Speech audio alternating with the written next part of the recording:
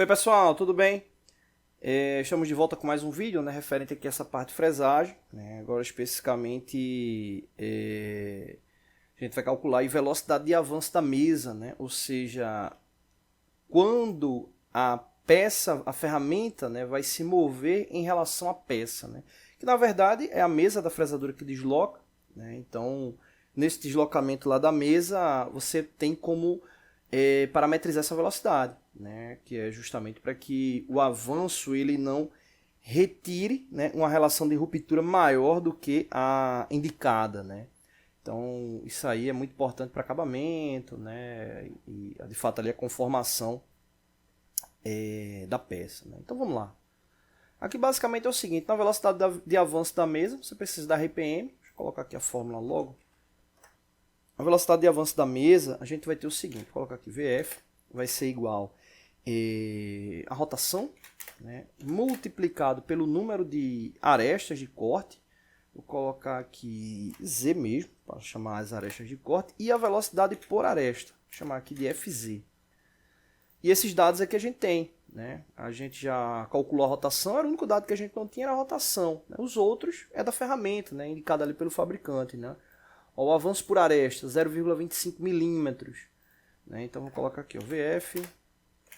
N a gente já calculou também, deu 79,61. Vou colocar esse valor mesmo, 79,61.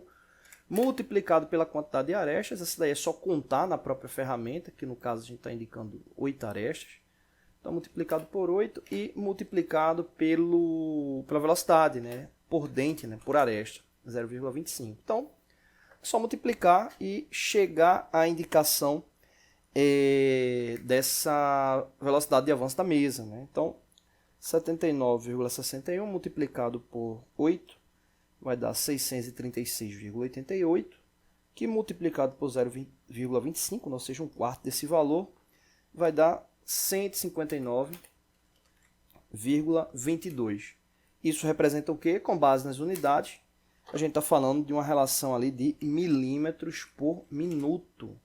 Ou seja, a mesa ela vai se deslocar com essa velocidade. É o que a gente tem que parametrizar na mesa da fresadora.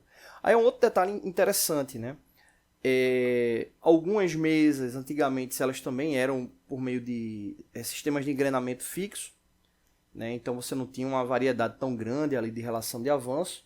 Mas hoje em dia é muito comum também com potenciômetro, né? Então dá para você ter essa ação, né? Eu já percebi algumas máquinas que ela tem o potenciômetro, mas não traz no potenciômetro qual é a relação da velocidade, né? Então é meio que ele coloca uma relação lá de exemplo de 0%, né? Vou colocar aqui 0 a 100%. Então você tem que dar uma olhadinha para saber quanto é que representa esse 100%. Né? E uma das formas de você verificar é ou marcar, né, uma distância. Né? Você marca uma distância e cronometra o tempo que a mesa desloca para chegar naquele ponto ali. Então você faz essa relação lá da velocidade. Já vi também algumas pessoas colocarem um relógio comparador e colocar lá numa porcentagem menor, claro, né? Porque normalmente a haste do relógio comparador vai ser ali 15, 20 milímetros, 25 milímetros, então não dá para ser uma velocidade tão grande que pode danificar o relógio. E marcam, né, para ter essa relação, né, de quanto é que ela avança. Bom, no caso aqui, essa é a velocidade referente lá ao avanço da mesa da fresadora, 159,22 milímetros por minuto. Né? Ou seja, se a gente fosse observar a peça na forma lateral, né, e aqui fosse a ferramenta, né, o esboço ficou bem bonito aqui.